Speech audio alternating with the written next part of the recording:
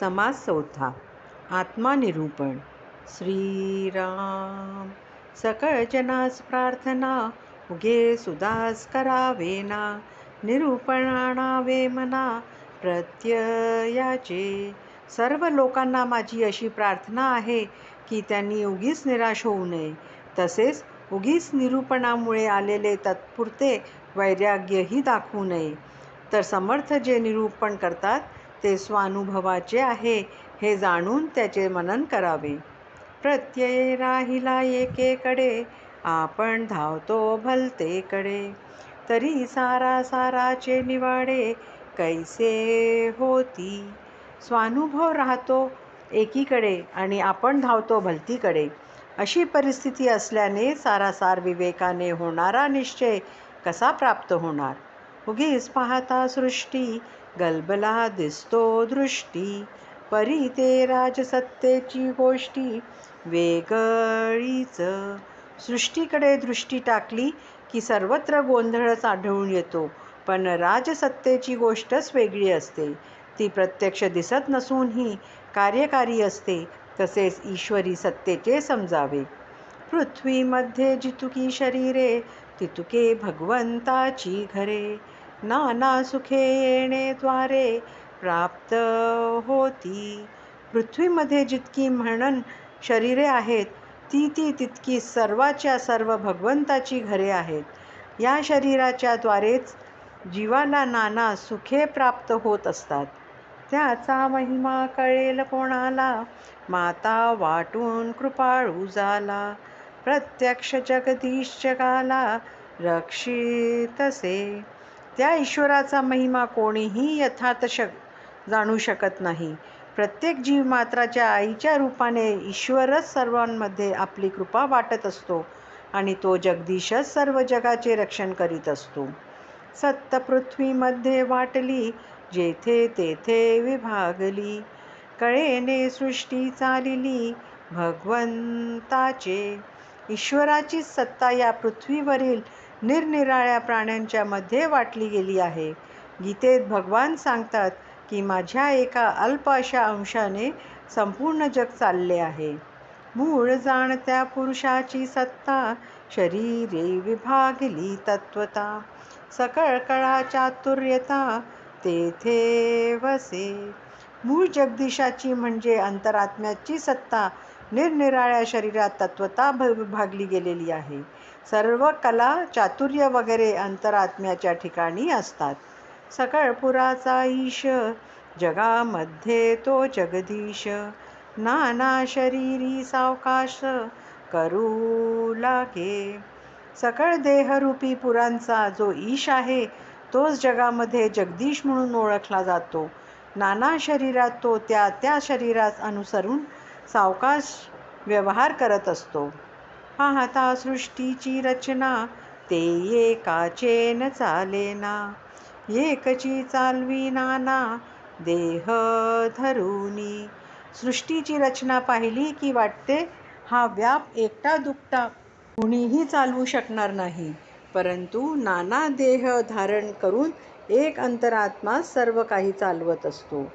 नाही उंच नीच विचारिले, नाही बरे वाईट पाहिले. कार्य चालवो ऐसे झाले, भगवंतासी. भगवंताने सृष्टीची रचना केली तेव्हा त्याने उच्च नीच पाहिले नाही की बरे वाईट हाही विचार केला नाही. कुठून का होईना सृष्टीचे कार्य व्यवस्थित चालले म्हणजे झाले, असेच जणू काय भगवंतास वाटत असावे आणि म्हणून त्याने अनेक देह निर्माण केले, किंवा नेणणे आडवे केले, किंवा अभ्यासी घातले. हे कैसे कैसे केले, त्याचा तोची जाणे. त्याने काही लोकांना नेणते केले तर काही लोकांना साधक बनवून अभ्यासात घातले. हे सर्व कसे कसे आणि का केले हे एक त्याचा तोच जाणू शकतो. जगदांतरी अनुसंधान, बरे पाहणे हेची ध्यान. ध्यान आणि ते ज्ञान, एक रूप. जगाचे अंतरात्म्याचे अनुसंधान ठेवणे हेच ध्यान होय. ज्ञानाशिवाय हे जमणार नाही. म्हणूनच तत्वतः ध्यान आणि ज्ञान हे एक रूपच आहेत. प्राणी संसारास आला, काही एक शहाणा झाला. मग तो विचरो लागला भूमंडळी. मनुष्य जगात जन्माला येतो, कालांतराने थोडाफार शहाणाही होतो आणि मग तो जगाबद्दल विचारही करू लागतो. प्रगट रामाचे निशान, आत्मा राम ज्ञान घन. विश्वंभर विद्यमान, भाग्ये कळे. रामाचे अस्तित्व जगात प्रकट आहे. प्रत्येक प्राणी मात्राच्या अंतर्यामी ज्ञानघन आत्मा राम विराजमान असतो. पण या विद्यमान असणाऱ्या विश्वंभराचे ज्ञान एखाद्याला भाग्याने होतो. उपासना धुंडून वासना धरी, तरी ते लांबची गेली. महिमा न कळे बोलिली, यथार्थ आहे.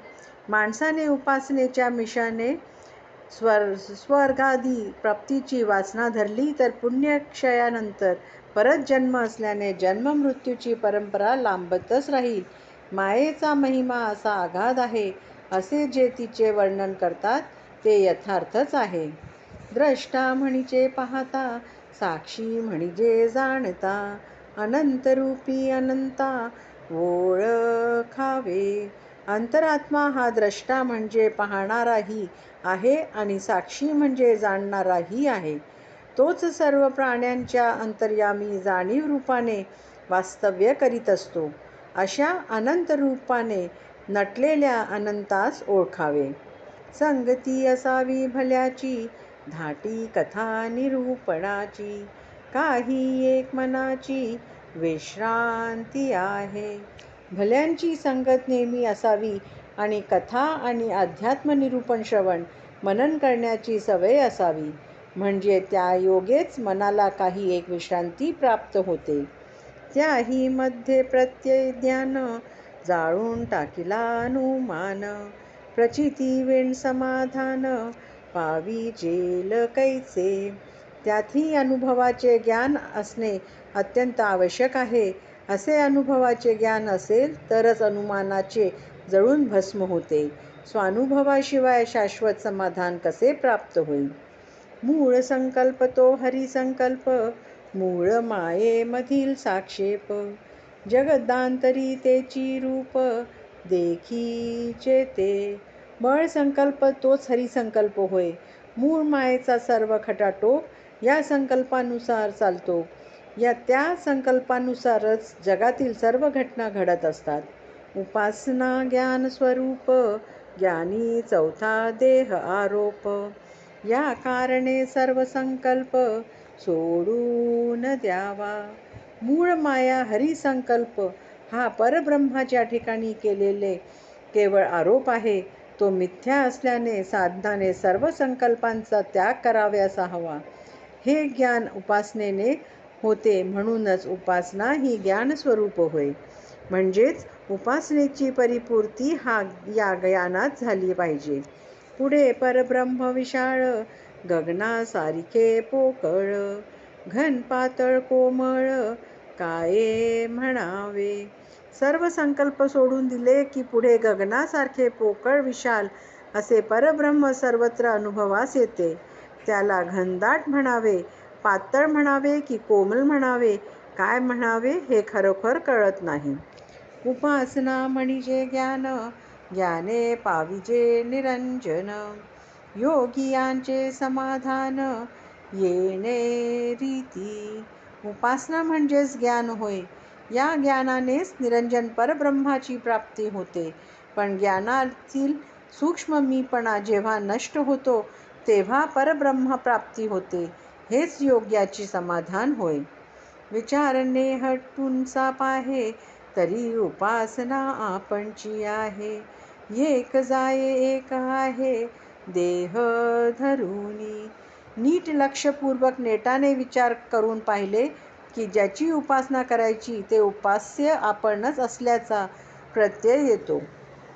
त्यामुळे उपासक उपास्यात समरसून जातो. मग उपासक उरतच नाही, तर उपास्याच त्याच्या देहाच्या आश्रयाने राहतो.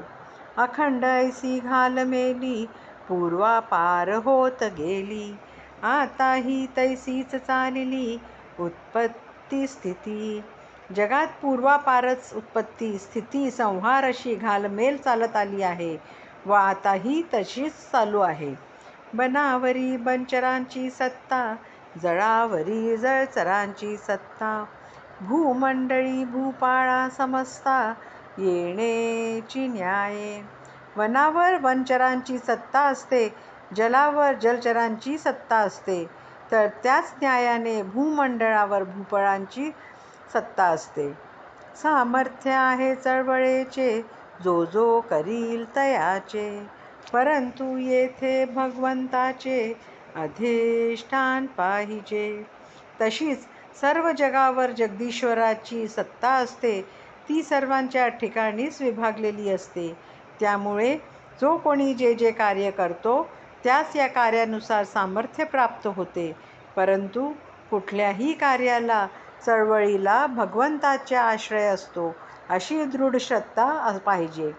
करता जगदीश हे तो खरे, परी विभागाला पृथ्का करे, ते ते अहंतेचे काविरे, बाधीचे ना. सर्व कार्याचा करता जगदीश असतो, ही गोष्ट पूर्णपणे सत्य आहे. पण भगवंताच्या सत्तेचे वेगवेगळ्या प्राण्यांच्या ठिकाणी जे अधिष्ठान आहे, त्याच्या करवीच सर्व कार्य चालत असते. हे जाणून आपण केवळ निमित्त आहोत, करता करविता भगवंत आहे, अशी भावना करून कार्य केले की अहंकाराचे वेड बाधत नाही. हरी दार्ता हरी भोगता, ऐसे चालते तत्वता, ये गोष्टीचा आता विचार पहावा. देणायात आणि घेणायात तो भगवंत हरीच असल्याने तोच दाता व तोच भोगता अशी वास्तविक स्थिती असते. या गोष्टीचा मनाशी विचार करून पाहावा. सकळ करता परमेश्वरू, आपला माईक विचारू, जैसे कळेल तैसे करू, जगदांतरे. परमेश्वर हा सकळ करता आहे, आपण माईक आहोत, आपले करते पण ही माईक आहे. म्हणून ईश्वर आपणाकडून जे काही कार्य करून घेईल ते त्याच्या कृपेने जसे यथागमती कळेल त्याप्रमाणे या जगासाठी करू. देवा एवढे चपळ नाही, ब्रह्मा एवढे निश्चळ नाही, पायरी चढून पाही मूळपर्यंत. इतके सामर्थ्य जरी असले तरी हा अंतरात्मा चंचलच आहे. एक परब्रह्म तेवढे निश्चळ असून त्याच्यासारखे निश्चळ दुसरे कोणीही नाही.